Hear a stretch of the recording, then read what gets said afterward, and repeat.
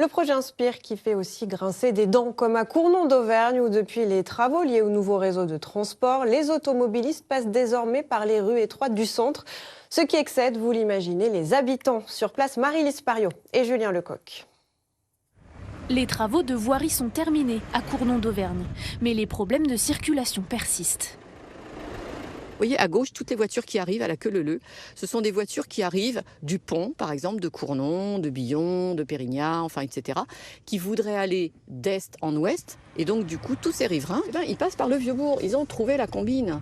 Donc là, à 6h30 du matin, c'est un défilé permanent. On a filmé 152 voitures en 1 heure, dans une rue de 2,50 m de large, limitée à 30. Inutile de vous dire qu'il n'y a pas beaucoup de personnes qui passent à 30 km/h.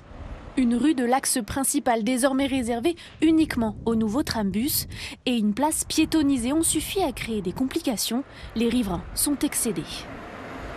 Alors on s'est fait agresser verbalement par des gens, le temps de rentrer la voiture ou le temps de rentrer la poubelle, parce que probablement qu'on n'allait pas si vite.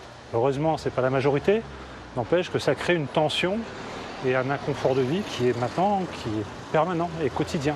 Là, par exemple, le passage des véhicules qui sont trop larges ou qui tournent trop a généré une dégradation de notre habitat. Le maire, après une rencontre avec le comité de quartier, promet la mise en place de solutions dès le début de l'année prochaine. Les premières perspectives, elles sont autour de la signalisation et puis autour après d'aménagement de l'espace public qui vont conduire peut-être les GPS, puisque c'est quand même ça qui nous occupe aujourd'hui, à proposer d'autres alternatives que passer par le Vieux-Bourg. Si on ralentit la circulation, si on modifie les limitations de vitesse, si on aménage des espaces où il faut laisser passer celui qui arrive en face. Les futurs aménagements seront dans les mains des candidats aux prochaines élections municipales de 2026.